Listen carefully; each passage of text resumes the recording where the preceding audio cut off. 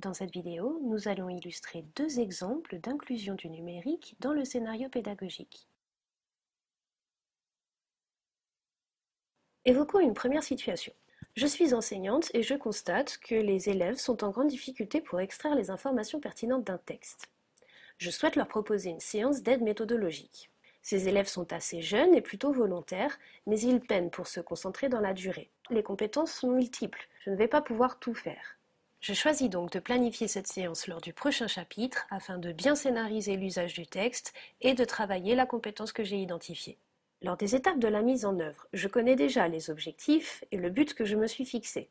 La ressource sera un texte et l'activité sera d'extraire les informations, mais se pose la question de l'outil à utiliser. Dans ce cas, le tableau ou vidéoprojecteur interactif peut être un outil pertinent. En effet, cet outil va permettre de mettre les élèves en activité. Ils vont pouvoir participer, aller au tableau, ce qui va maintenir l'activité et la concentration de tous. C'est un mode collaboratif où il sera possible de changer d'avis et d'échanger des points de vue pour aller corriger ou faire une autre proposition. Lors de l'implémentation, je vais copier mon texte, le coller sur mon logiciel adapté au tableau interactif. Il s'agira alors pour les élèves de surligner, entourer les mots, de les extraire du texte, peut-être pour les placer dans un tableau ou pour les mettre en exergue afin d'en discuter. L'outil aura l'avantage de permettre de visualiser la méthode. Cela renforce le cadre méthodologique que je me suis fixé. Évoquons le cas maintenant d'une deuxième situation. Je suis enseignante et je constate que les élèves sont en difficulté pour prélever des informations, non seulement sur le contenu du texte, mais aussi sur la source où ils sont allés eux-mêmes chercher l'information. Il s'agit d'une classe d'adolescents plutôt en difficulté pour entrer dans les activités écrites. Je suis donc plutôt à la recherche d'un levier de motivation qui va permettre de donner du sens à la démarche de lire. Lors du séquençage, il me faut une démarche cohérente et les objectifs vont être multiples. Je vais prendre du temps pour travailler ces leviers de motivation et je vais donc compenser en rajoutant d'autres objectifs.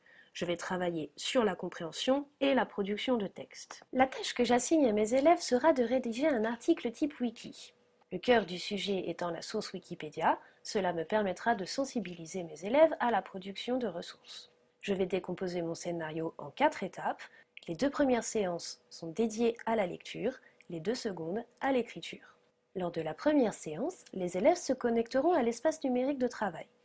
Ils y trouveront un formulaire d'enquête type Google Doc qui comportera des questions que j'aurai préparées au préalable.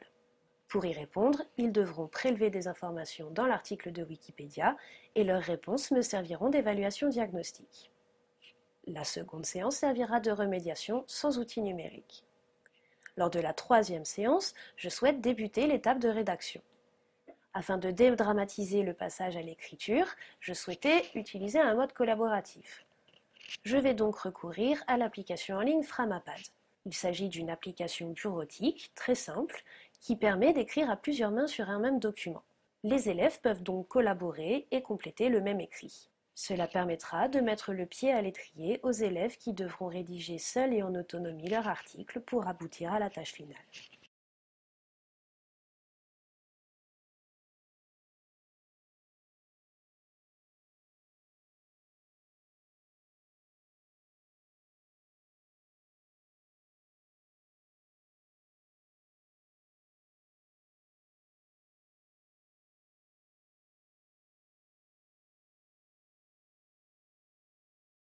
Created using Powtoon.